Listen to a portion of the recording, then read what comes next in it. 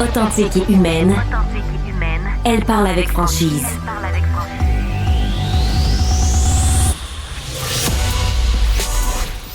Elle traite l'information avec rigueur et efficacité. Une approche fraîchement moderne de l'actualité. Isabelle Maréchal. Bonjour tout le monde. Merci beaucoup d'être à l'écoute de cette émission. C'est même pas commencé que j'ai déjà chaud. Sincèrement, vous allez me dire, ben là, c'est ça, hein, c'est l'âge. Bon, on n'ira pas dans ce dossier-là. On va aller sur des choses beaucoup plus importantes. Mais je dois vous dire qu'il y a tellement d'actualités, effectivement. On a chaud parce qu'on se dit, par comment on aborde toutes ces questions-là. Bien sûr, aujourd'hui, vous savez qu'à l'antenne, on va suivre, et un peu partout d'ailleurs, c'est quand même une grande nouvelle, on va suivre le nouveau cabinet du nouveau chef libéral, Mark Carney, parce que ça va avoir des impacts dans votre vie, les amis.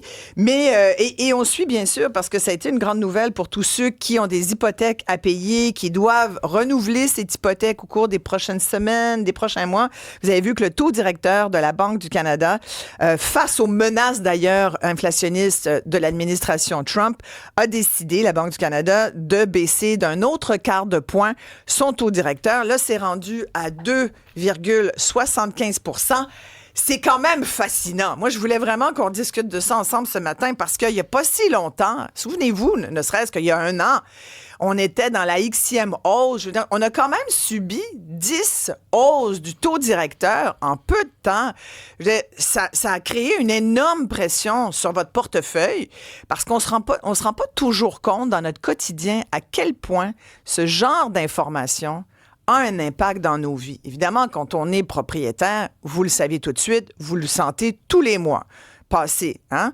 Mais, et idem, quand ça baisse, ben, vous avez un petit peu plus d'air. Mais plus largement, si votre propriétaire, par exemple, respire un peu mieux, ben, on pourrait espérer que le locataire aussi. Fait qu'en cette période de renouvellement des baux également, ben là, si votre propriétaire vous arrive avec une grosse augmentation, ben vous avez un argument de plus pour lui dire, écoute, garde, tu vas payer un petit peu moins d'hypothèque. Tu sais, peux-tu être gentil et compréhensif envers moi? Fait qu'on va parler de ça ensemble et parce que aussi, on dit que si vous aviez l'intention de vous acheter une propriété, il y a quand même beaucoup de gens aussi qui, à cause de la pénurie de logement, se disent, ben peut-être que si je peux plus louer, je vais acheter. Est-ce que c'est pas une solution? Surtout si vous avez mis de l'argent dans votre CELIAP. Bref.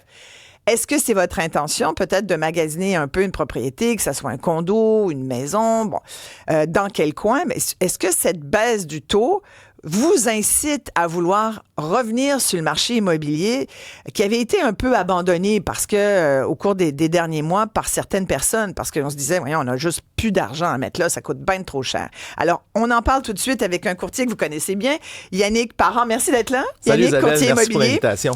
Tu regardes ça, puis tu te dis, yeah, bonne nouvelle! Ben, c'est sûr. Pour toi, c'est des bonnes nouvelles. Ben oui, faut être honnête, c'est une bonne nouvelle parce que le marché, en fait, on le voit déjà, là, on commence à voir le dimanche, et même les fameuses visites libres avec des line-up, là, des gens qui attendent à la porte pour rentrer. C'est pas rare, Isabelle. Ça recommence. Ça recommence, là. On le voit là, dans certains segments de marché. Puis je te donne un bon exemple. La copropriété à Montréal, là, on le voit qu'il y avait beaucoup diminué. Il y a tellement de projets de copropriété à Montréal. Et là, présentement, c'est un peu la folie, là. On a une augmentation en février 2025 de plus 33 % là, du nombre de propriétés vendues. Donc, ça roule vraiment beaucoup. Ça, c'est où? Dans la grande région de Montréal? C'est dans la grande région de Montréal. Puis au niveau provincial, on est environ au même chiffre aussi, là. On est dans le coin de 30 % d'augmentation par rapport à février l'année dernière. Donc, on le voit, il y a quelque chose qui se passe présentement. Donc augmentation des transactions? Du nombre de ventes. Ah oui, absolument. Wow. En Montérégie, Isabelle, je prends le segment, je ne veux pas vous étourdir tout le monde avec des chiffres, là, mais en Montérégie, 47 % plus de ventes unifamiliales en 2025 versus 2024, février 2024. On s'attendait pas à ça. On s'attendait pas à ça. Et tu parlais tantôt du locatif. Écoute, les immeubles à revenus qui ont tellement ralenti durant, tu parlais des 10 hausses de taux successives. À ce moment-là, on a eu un gros ralentissement au niveau des plex. Et là, on le voit, les 2 à 5 logements, écoute bien ça, 75 % d'augmentation des ventes en février 2025 versus février 2024 à Montréal. Alors, il y a de quoi qui se passe présentement. 75 comparativement à la même période l'année dernière. Exactement. Ça, c'est les chiffres de JLR. Et ça, c'est directement relié au calcul des banques parce qu'il faut le savoir, quand les taux d'intérêt sont élevés, les dépenses pour des immeubles à revenus sont comptabilisées beaucoup plus élevées par les institutions financières. À partir du moment où on diminue les taux d'intérêt, les revenus par le fait même augmentent, ce qui fait en sorte que les immeubles sont plus accessibles. Alors, les gens qui sont propriétaires d'immeubles à revenus présentement, qui veulent les mettre à vendre, sont dans une bien meilleure période, en fait, qui était l'année passée. Puis les gens les convoitent beaucoup aussi. C'est tellement rendu cher. Si on est capable d'acheter un duplex ensemble, pourquoi pas? Oui, exactement. Ça, c'est intéressant, là, acheter quelque chose ensemble. On va parler des stratégies parce que, en même temps, la baisse du taux directeur, c'est une nouvelle qui fait souffler un peu les emprunteurs, je le disais, parce que là, et surtout, pas ceux qui sont barrés dans des taux, mais ceux qui avaient du taux variable, ils sont contents. Mais pour les nouveaux acheteurs, est-ce autant une bonne nouvelle? On va en parler. Yannick, je voudrais vous présenter Francis Cortellino. Il est économiste responsable de l'analyse du marché de l'habitation du Québec. Bonjour, Francis. Bonjour. Vous, évidemment, vous nous rappelez qu'il y a quand même 1,2 million de prêts hypothécaires qui vont être renouvelés cette année. C'est pas tout le monde qui voit cette baisse du taux de la même façon. Yannick nous disait c'est bon pour les vendeurs, pour les acheteurs, ça va quand même avoir une montée sur les prix. On va en discuter plus. Mais comment vous l'abordez, cette autre baisse du taux, là? Ça reste quand même une bonne nouvelle. C'est une façon d'insuffler un peu d'air et d'espoir dans l'économie, là. Oui, mais si on regarde en termes d'achat, votre invité en parlait déjà, donc on voit déjà depuis un certain temps le rythme des ventes augmenter sur le marché. C'est sûr que lorsqu'on compare les premiers mois de l'année 2025 à ceux de 2024, l'an passé, on était pas mal au fond du baril aussi en termes de ventes. Donc, une des grosses augmentations. Le nombre de ventes actuellement ou le rythme des ventes actuellement est encore inférieur au niveau pré-pandémique. Donc, oui, ça augmente. On n'est pas encore revenu au volume qu'on avait avant le début de la pandémie, mais on s'y approche graduellement.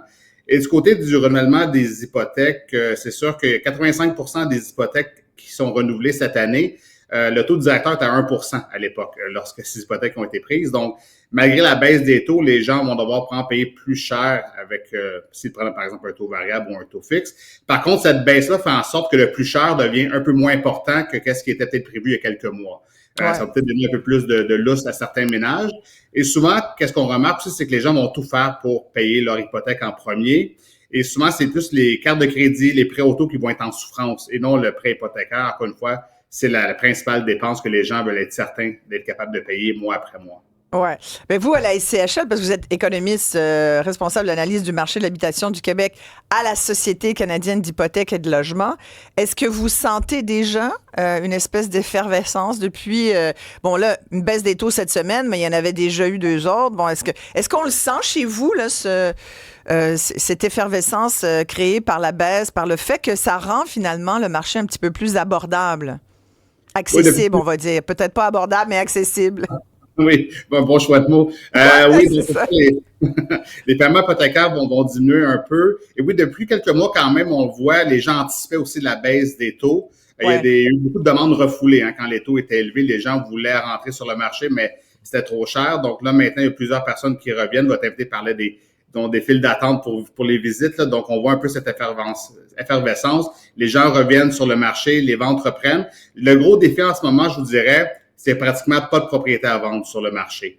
Il y a 10 ans, pour donner une petite idée, il y a 10 ans, dans le Grand Montréal, il y avait environ 36 000 propriétés à vendre. Et maintenant, il y a à peu près 16 000, 17 000, la moitié moins. Et le parc immobilier de Montréal a grossi depuis 10 ans. Là. Donc, il y a beaucoup moins de logements qui sont en vente. La demande est au rendez-vous. Donc, c'est pour ça qu'on a des hausses de prix depuis le début de l'année là, qui sont à peu près de 7 dans le Grand Montréal. Encore une fois, les prix augmentent et on anticipe que ça va être un peu comme ça tout le long de l'année 2025. La demande, pas d'offre, donc la recette parfaite pour avoir une augmentation des prix sur le marché.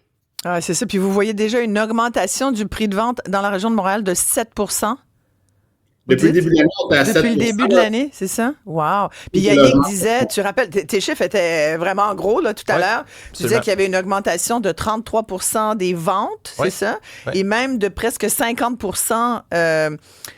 C'était dans l'ensemble du Québec ou dans En certains... fait, oui, pour l'ensemble du Québec, là, si je prends ces chiffres-là, 37 d'augmentation pour le segment unifamilial février 2025 versus 2024. Wow. Pour la copropriété, c'est ça. 33 d'augmentation. La copropriété, c'est énorme. Et on parle d'un prix médian au Québec d'une propriété actuellement de 425 000. Puis pour Montréal, le prix médian de la propriété, 585 000 quand même, là, tu sais. Fait que c'est des prix qui sont quand même élevés versus, puis on en parle là, aussi au niveau de la rareté, c'est sûr que ça amène une pression, ça, présentement aussi, le fait qu'il n'y ait pas tant de propriétés à vendre. Non, c'est sûr. En parallèle avec une baisse des taux. Écoute, aussitôt que ça sort sur le marché, que c'est en bon état, les gens recherchent beaucoup le clé en main. Il y a beaucoup d'achalandage. Oui. L'augmentation du prix des propriétés, tu le vois? Ah oui, absolument. Puis tu sais, je vais le dire comme ça, on a des jeunes enfants, des jeunes ados qui s'en vont aussi vers, comme tout le monde, vers le marché pour accéder à la propriété. Puis de plus en plus, les prix augmentent. Puis ce qui se passe actuellement, je ne veux pas décourager personne, mais c'est pas de nature à diminuer la valeur des propriétés. Au contraire, les prix, ceux qui pensent que les prix vont diminuer là, éventuellement pour les propriétés, bien au contraire, je pense, ça va continuer à augmenter parce qu'il y a de la rareté. Les gens sont plus, il y a plus aussi de mesures facilitantes, Isabelle, pour pouvoir accéder à la propriété. Donc, il y a plus de gens au rendez-vous avec ce que j'entendais, la moitié moins de propriétés sur le marché qu'il y a 10 ans. Oui. Les mesures facilitantes comme, par exemple... Hypothèque sur 30 ans. Oui, pour les jeunes, c'est ça, toutes les mesures qui sont mises en place par le gouvernement pour accéder à la propriété. À ce moment-là, ce que ça fait, en fait, c'est ça crée, puis c'est bien correct, là, ça met plus de gens sur le marché qui recherchent des propriétés, mais en parallèle à ça, on diminue le taux d'intérêt, on n'a pas beaucoup de produits à vendre. Donc, ce qui est à vendre actuellement trouve preneur semble très rapidement. Puis il y a des segments de marché qui sont beaucoup plus actifs que d'autres. Tout ce comme? Qui est, exemple, premier acheteur, jusqu'à 500 000 environ, je vais me faire une moyenne comme ça, là, c'est un peu la folie unifamiliale, là, c'est vraiment des visites là, qui sont recommencées. Mais là, t'es pas à Montréal. Non, t'es pas à Montréal. On est en périphérie de Montréal, effectivement. Puis là, on va avoir... Couronne Nord, Couronne Sud. Tu sais, des trentaines, quarantaines de visites par week-end pour la même propriété. On est rendu là, dans ce segment de marché-là. Là, ça repart. Là. Ça repart. Le marché qui est un peu plus difficile, en tout cas, de ce qu'on observe, c'est vraiment le segment de marché, justement, qui va se situer entre 600 000 et 900 000, qui est de propriété de deuxième acheteur. On a encore là, un petit peu de... Tu sais, c'est pas encore la folie furieuse de ce côté-là. Puis curieusement, je vais peut-être te surprendre, le segment haut de gamme, tout ce qui dépasse à ce moment-là le 1 million, alors là, souvent, ça trouve preneur très, très rapidement. Ah, il y a un marché moi, pour je suis cette étonnée des prix. propriété-là. Moi, je regarde ça, je suis surcentriste tout le temps parce que c'est un hobby. J'adore. Mais je vois les prix. Puis je me dis, mais qui achète ça? Puis même, chaque semaine dans le Journal de Montréal, tu as les transactions les plus... Là, tu vois du 3,5 millions, 4,5 millions, 6 millions. Tu dis, ouais, c'est qui ce monde-là? Ouais. C'est qui? Ben, en fait, c'est... As-tu les noms? Ben oui, je vais vous donner quand il part avec des noms. J'ai quelques noms. Il y a des gens qui travaillent à Cube. Non, c'est pas vrai, c'est pas vrai. Non, mais ça m'étonnerait. Non, mais c'est, tu sais, on met, la vie, je dis souvent, la vie est plus facile à deux. Donc, deux professionnels, des gens qui ont des bons emplois, avec des bons revenus, ces gens-là aussi sont sujets à la diminution des taux d'intérêt. Hey, tu t'achètes une maison à 6 millions, tu fais quelque chose que je fais pas, là. Oui, mais comprends? il y en a. Mais oui, mais il y a un marché pour ces propriétés-là. Puis, curieusement, ces propriétés-là, des fois, au-dessus du million, vont trouver preneur avant des propriétés qui vont se situer dans des segments de marché un peu plus bas, comme entre le 600 et le 900 000 $. Mais en même temps, tu sais, c'est là où tu fais beaucoup d'argent. Là. Tu sais, dans les dernières années, les gens qui avaient une propriété qui valait déjà 1 million ou 2 millions, c'est eux qui ont réussi aujourd'hui à la doubler ou à la tripler en peu de temps. Là. Absolument. Parce que, justement, comme tu dis, c'est des segments de marché qui sont prisés, mais qui ne sont pas à la portée de toutes les bourses. Beaucoup de gens là, qui interviennent, il y a Ghislain qui dit, oui, effectivement, le propriétaire, il faut quand même rappeler aux locataires que le propriétaire, Ghislain est un propriétaire, je reconnais, juste dans son message, parce qu'il dit, attention de ne pas non plus dire aux locataires que les loyers vont baisser. Évidemment, ça, c'est sûr que non, ça s'en va jamais vers le bas, ça va toujours vers la hausse, mais je donnais des petits arguments. Tu peux t'essayer quand même avec ton proprio en disant, écoute, c'était à taux variable, là, regarde, tu viens d'avoir une petite chance, de moins en une. Mais bon, Ghislain dit, le propriétaire doit assumer la hausse faramineuse des taxes municipales.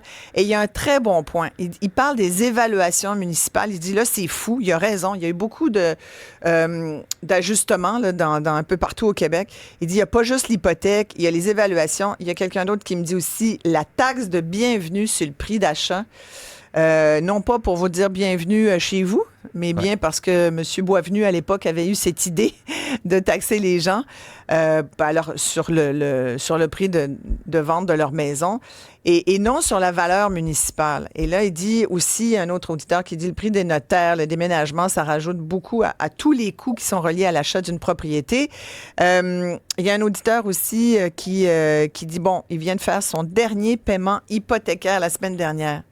Wow! Ça, c'est un grand bonheur. Ça, c'est une richesse. Moi, quand je rencontre des clients qui me disent qu'ils n'ont pas d'hypothèque, Isabelle, je les félicite parce que c'est à peu près, tu sais, il n'y en a pas beaucoup, et premièrement. Puis ça, t'es riche, là. Quand ta maison est payée, maison.